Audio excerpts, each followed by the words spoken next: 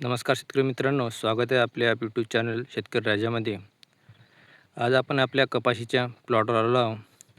हा प्लॉट आज रोजी 40 दिवसाचा झालेला आहे आणि आतापर्यंत आपण याचे कसे नियोजन केले ते आपण बघणार आहोत आणि पुढील नियोजन कसे राहील ते पण या व्हिडिओमध्ये बघणार आहोत. तर याला आपण उगवणपूर्व तणनाशक मारलं होतं, त्याचे अतिशय चांगले रिझल्ट आले आणि त्यानंतर सोबत आपण 10-15 दिवसांनी एक खताचा डोस दिला 10-26-26चा. तर आता दोन्ही याचा फायदा असा उत्तम झाला की आपल्याला निंदणाला खर्च एकदम खूप कमी आला.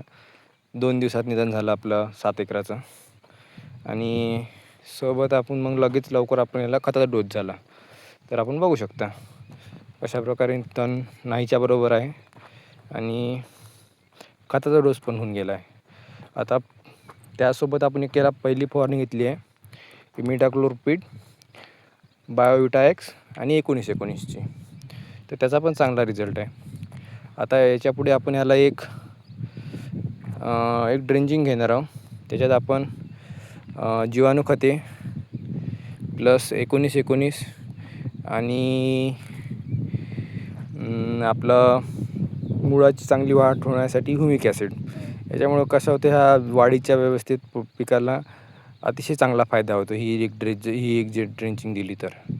आणि त्यानंतर आपण 10 दिवसांनी एक खताचा डोस 10-26-26. जेवढे लवकर खताचा डोस दिले तेवढे आपल्या पुढं पिकाला खूप जास्त फायदेशीर होतात. आणि हा काय पिकाला सुरुवातीच्या काळात आपण जेवढा लवकर चांगला माल कॅच केला त्याचा फायदा अतिशय उत्तम होतो. तर अशा प्रकारे आपलं आतापर्यंत नियोजन राहिलं आहे आणि पुढील नियोजन असंच राहणार आहे. तर याला आपण आता 10 दिवसाच्या दरम्यान एक खत, त्याच्या आधी एक ड्रेंचिंग आणि त्याच्यानंतर एक फवारणी. त्या फवारणी आपण आता ही जेव्हा पातळ सुटेल तेव्हा घेऊ, सध्या फवारणीत घेणार नाही. धन्यवाद.